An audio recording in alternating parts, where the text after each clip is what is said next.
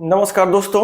आज हम लेकर के हाजिर हैं फिर अगला टॉपिक हमारे पास जो है इंद्रधनुष का बनना और आपके पास में आइजैक न्यूटन जो आपके पास है उसके द्वारा श्वेत प्रकाश का जो 7 रंग है वो कैसे आपके पास में सिद्ध हुआ आपके पास में, ये सारी चीजें हम लेकर के आए हैं। लेकिन अगला जो हमारे पास जो टॉपिक है इंद्रधनुष का जो बनना है, ठीक है, आपके पास वर्ण विक्षेपण हम पढ़ लिए थे, स्पेक्ट्रम पढ़ लिए थे, सारी चीजें हो गई थी।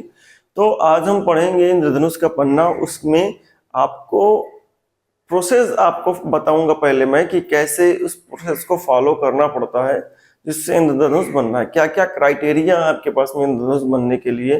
जो आसमान में दिखते हैं प्राकृतिक रूप से आपके पास में 7 रंग, ठीक है, उसी को कहते हैं इंद्रधनुष, ठीक है। वो कैसे बनता है उसको समझने के लिए हम पहले स्टेप बाय स्टेप के पॉइंट्स को समझते हैं, फिर आगे की तरफ बढ़ते हैं कि क्या आपके पास जरूरी है उसको बनने के लिए, ठीक है। जब तक आप वीडियो को लाइक कर दीजिए और चैनल को सब्सक्राइब कर दीजिए, ठीक है, और चैनल को वीडियो को शेयर कर दीजिए, ठीक है। क्या है इसके लिए हमारे पास, क्या है, सबसे पहले क्रांतिक कोण।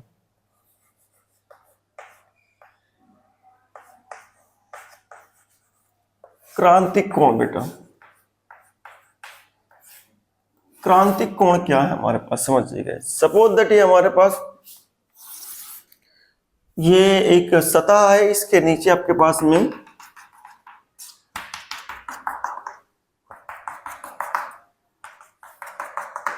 ठीक है, आपके पास में एक सतह है, आपके पास में उसके नीचे क्या है, आपके पास सघन माध्यम है और ऊपर ये क्या है, विरल माध्यम है। और ये सतह दोनों माध्यम को सेपरेट करने वाली सतह आपके पास, ठीक है। सपोज दैट मैं यहाँ पास एक प्रकाश रखता हूं, एक वस्तु रखता हूं जिससे जाने वाली प्रकाश कुछ इस तरीके से है,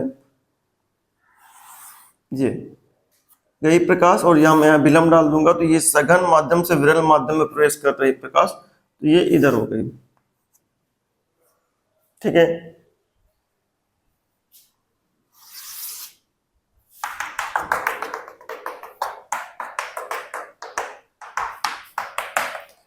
अब ये मान लेता हूं कोण जो है आपके पास में ये आई है, I1 हो गया, ठीक है। आपके पास में ये R1 हो गया।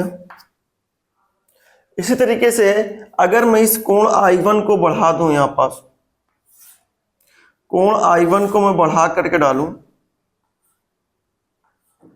I2 is greater than I1, थोड़ा सा इससे ज्यादा बढ़ा दूं यहां पास, तो ये जो आपके पास है लाइट जो है, ये जो प्रकाश निकल रही थी ये और नीचे की तरफ ऐसे झुक जाएगी। यहाँ R2 जो मिलेगा वो R1 से ज्यादा मिलेगा, ठीक है। एक ऐसी कंडीशन आपके पास में, फिर आप दूसरी कंडीशन लीजिए अब कि यहां जो आपके पास कोण है, ये कोण जो है I2 जो है, I2 से बड़ा आपने कोण लिया की बार, ठीक है। I2 से बड़ा कोण आपने लिया जी। I2 से जब बड़ा कोण लेंगे आप, तब क्या होगा हमको, जब I2 से बड़ा कोण लेंगे तो एक ऐसे कोण पर यहां पास कि प्रकाश कण जो इधर निकल रही थी वो अब प्रकाश कण इस सतह के ही छूते हुए निकल जाए, या फिर आपके पास में सतह के ऊपर ऊपर निकले, आपके पास में समानांतर निकले, सतह के समानांतर निकले, या फिर आप सतह को छूते हुए निकले, ठीक है। आपके पास में तो जिस कोण पर, जिस आपके पास आपतन कोण पर, ठीक है, सघन में आपतन कोण पर, जिस आपतन कोण पर ये आपके पास अपवर्तन कोण जो हो जाता है R3 90, जिस आपतन कोण पर ये अपवर्तन कोण 90 डिग्री हो जाता है उसी को हम कहते हैं क्रांतिक कोण, ठीक है। आपके पास में क्लियर है। सघन माध्यम में जिस आपतन कोण पर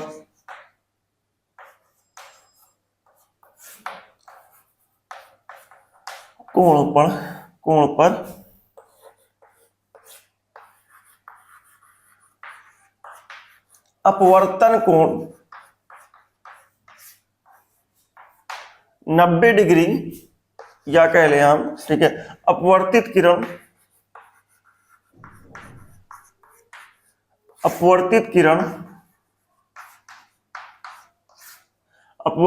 आपके पास में सतह को, या अंतरापृष्ठ जो आपके पास में सतह को ठीक है, छूते हुए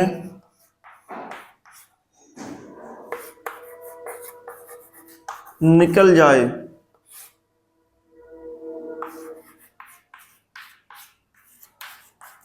उस आपतन कोण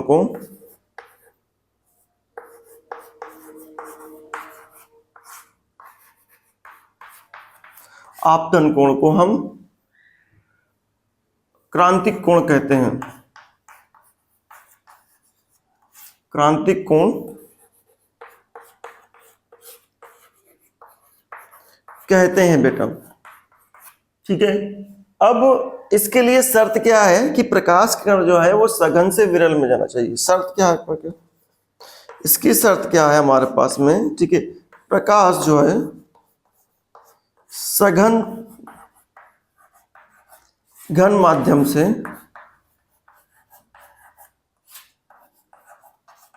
विरल माध्यम में प्रवेश करनी चाहिए। अगर ये उल्टा हो गया, विरल से सघन हो गया, तब क्रांतिक कोण नहीं बनेगा आपके पास। ठीक है, विरल माध्यम में प्रवेश करना चाहिए।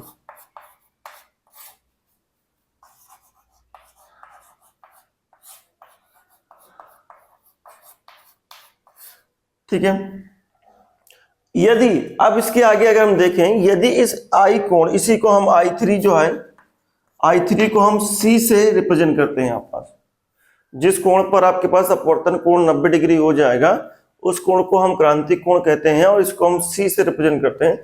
यदि यही कोण आपके पास में, समझिएगा, अगर मैं I3 से ज्यादा और कोण बना दूं, कोण से लाइट पड़े आपके पास में, I3 जो से ज्यादा यानी I4 जो है वो क्रांतिक कोण से ज्यादा हो जाए, उस आपतन कोण से ज्यादा हो जाए जिस पर अपवर्तित किरण क्या होगी, समानांतर हो गई थी, या अपवर्तन कोण जो होगा 90 डिग्री हो गया था, उस आपतन कोण से मैंने ज्यादा बढ़ा करके आपतन कोण रख दिया। I4 जो है वो I3 से ज्यादा है।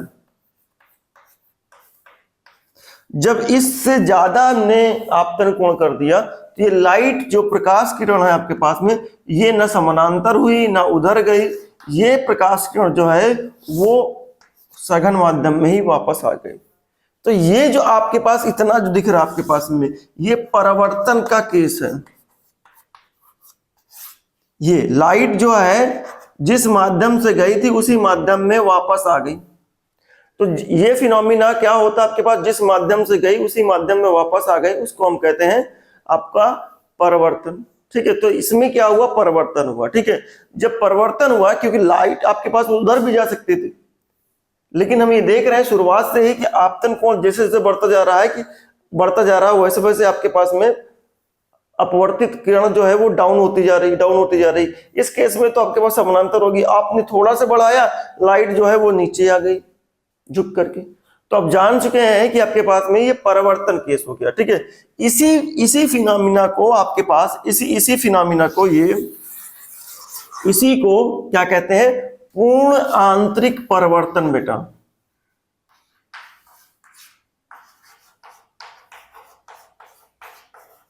आंतरिक परावर्तन, पूर्ण आंतरिक परावर्तन।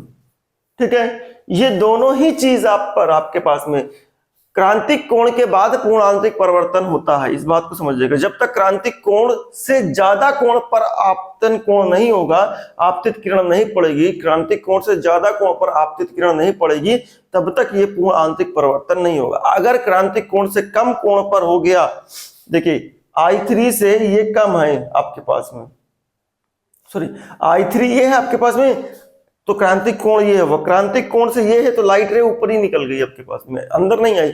अगर क्रांतिक कोण से ज्यादा हो गया तो लाइट रे क्या हो गई, ये हो गई आपके पास में। ये केस आपके पास क्रांतिक कोण से पहले है, तो लाइट रे ऊपर ही चली गई, दूसरे माध्यम में चली गई, क्रांतिक कोण पर समानांतर हो गई, ना इस माध्यम में ना इस माध्यम में। लेकिन जैसे क्रांतिक कोण से ज्यादा हुआ, प्रकाश कण वापस अपने ही माध्यम में वापस आ गई। ये फिनोमिना आपके पास कहलाता है पूर्ण आंतरिक परिवर्तन। इसी फिनोमिना को हम क्या है यूज करते हैं इंद्रधनुष बनने में, यही फिनोमिना यूज होता है इंद्रधनुष का बनने में, ठीक है। तीन, एक तो आपके पास वर्ण विक्षेपण होगा आपके पास में, फिर आपके पास अपवर्तन होगा, फिर आपके पास पूर्ण आंतरिक परिवर्तन होगा, फिर अपवर्तन होगा। ये फिनोमिना, तीन चार फिनोमिना एक साथ होती है इंद्रधनुष के साथ में बनने में, तब जाकर के हमारा इंद्रधनुष बनता है आपके पास में। क्लियर हो गई बात ये, ठीक है। Pause the video, note down बेटा, फटाफट नोट कर लीजिए, ठीक है। हाँ, एक चीज और आपको मैं बता दूं, पूर्ण आंतरिक परिवर्तन के लिए शर्तें क्या है आपके पास में, इसकी शर्तें क्या है आपके पास में। शर्त नंबर एक, ठीक है, ठीक है, शर्त नंबर एक ये है कि प्रकाश किरण सघन से विरल में प्रवेश करनी चाहिए, ठीक है। शर्त नंबर एक, इसकी शर्त, ठीक है, प्रकाश, ठीक है, सघन से विरल माध्यम में प्रवेश करना चाहिए।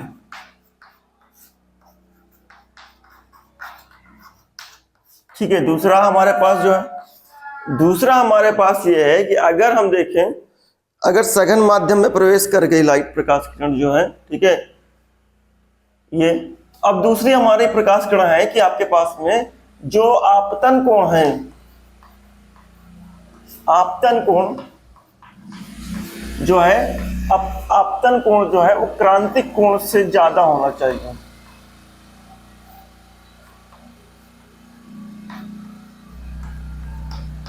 कोण से ज्यादा होना चाहिए।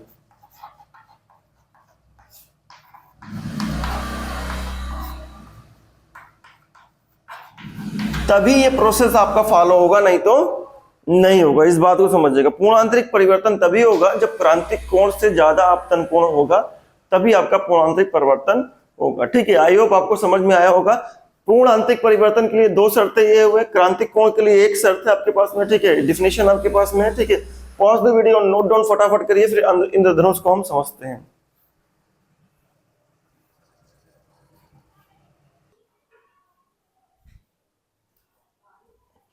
चलिए इंद्रधनुष का हम बनना समझते हैं।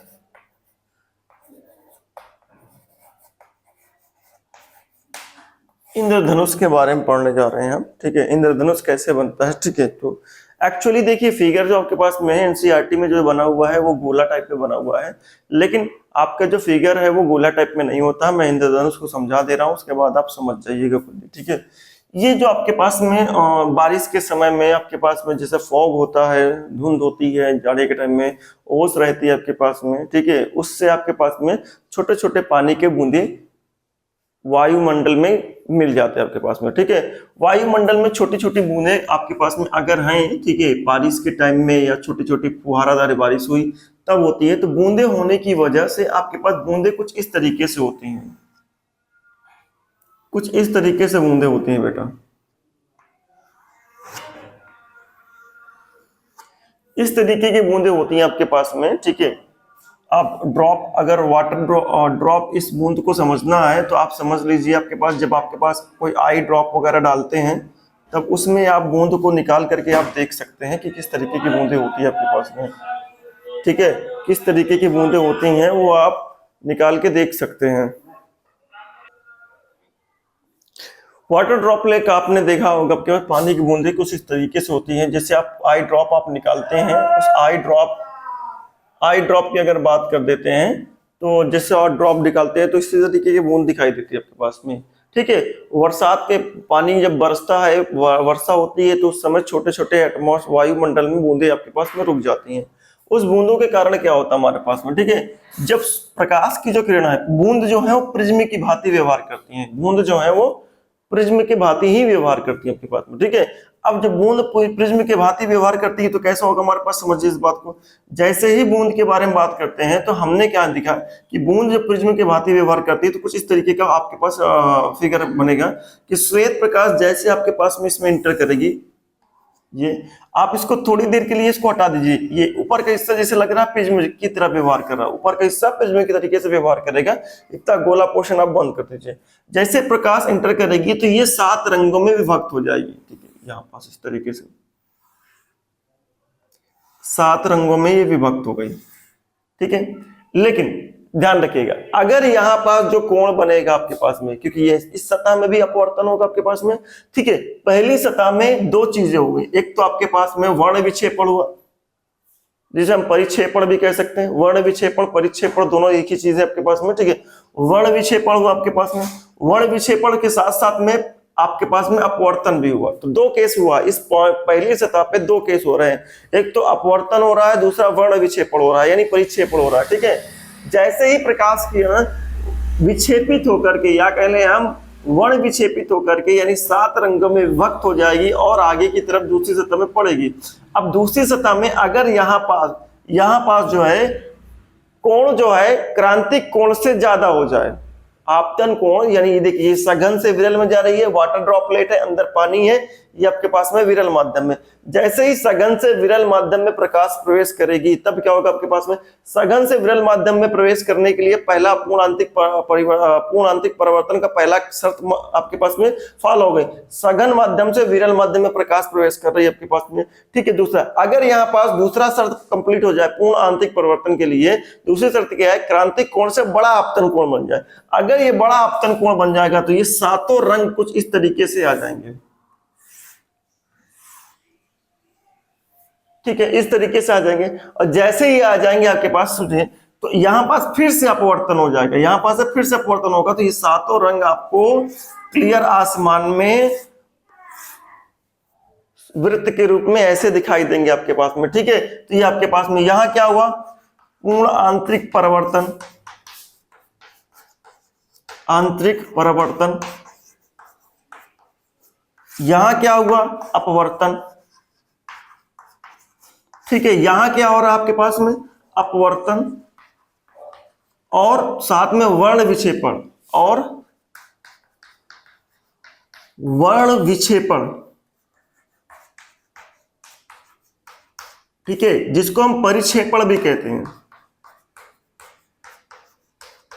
ध्यान रखिएगा, ठीक है। ये आपके पास में प्रोसेस होगी आपके पास में। तो हमारे पास में जैसे ही प्रकाश प्रवेश करेगी तो पहली सतह पे अपवर्तन, दूसरी वर्ण विक्षेपण होगा, तीसरा आपके पास में दूसरी सतह पर पूर्णांतिक परिवर्तन होगा, फिर आपके पास पुनः आप वापस प्रकाश आएगी तो अपवर्तन होकर के प्रकाश ये निकलेगी। ये आपके पास क्या है, 7 रंग,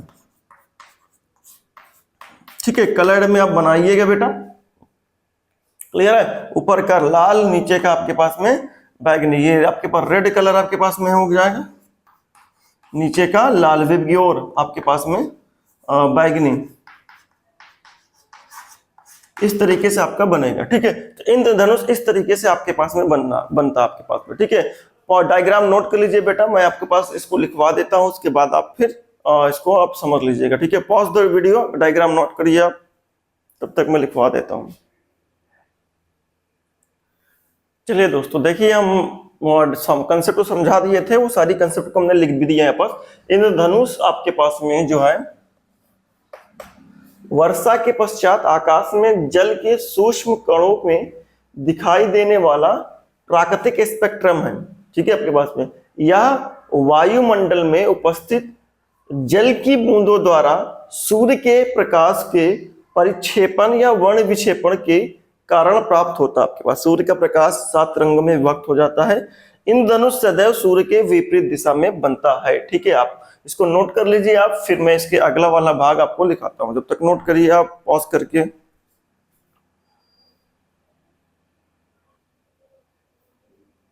चलिए, अगला जो हमारे पास था वो अगला पैराग्राफ ये हमने लिख दिया आपका, ठीक है। क्या आपके पास में वो हमने बताया था कि वायुमंडल में बूंदे जो होती हैं वो प्रकाश का अपवर्तन वगैरह करती हैं, ठीक है।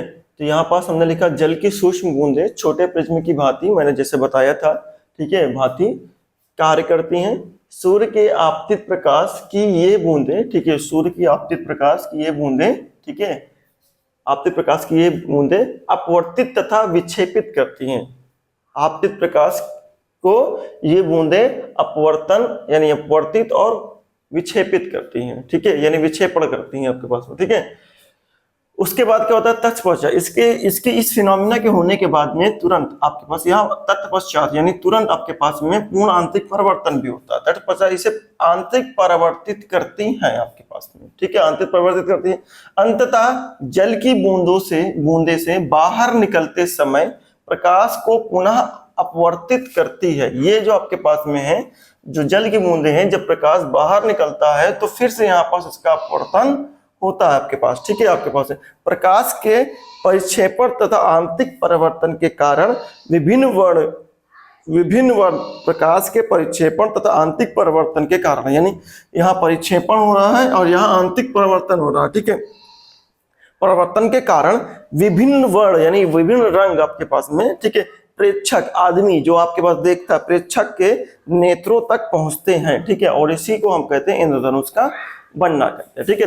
आई होप आपको समझ में आया होगा, ठीक है। पॉज करके वीडियो को आपके पास में इसको पॉज करके आप इसको नोट कर लीजिए बेटा, ठीक है, नोट कर लीजिए आप इसको, ठीक है। और वीडियो को लाइक कर दीजिए, शेयर कर दीजिए और चैनल को सब्सक्राइब कर दीजिए, ठीक है। आपको मैं जानता हूं आपको दिख नहीं रहा होगा सही तरीके से, फिर भी आप मेहनत कर रहा हूं मैं। डिजिटल बोर्ड आते ही जितना आप सब्सक्राइब करेंगे, शेयर करेंगे, उतनी ही जल्दी मैं डिजिटल बोर्ड लेकर के आ जाऊंगा, ठीक है। उससे फिर पढ़ाऊंगा तो आपको कोई प्रॉब्लम नहीं होगी, पूरा का पूरा मैं, जाहिर सी बात है, मैं आपके पास में जितना बजट होगा उस हिसाब से काम करता हूँ। आप जैसे डिजिटल बोर्ड आएगा उस तरीके से मैं इसको पढ़ाना शुरू कर दूंगा, फिर क्लियर आपको दिखना स्टार्ट हो जाएगा, ठीक है। लेकिन आप सब्सक्राइब करिए, शेयर करिए और लाइक करिए, ठीक है। धन्यवाद, कल मिलते हैं हम अगले टॉपिक पे।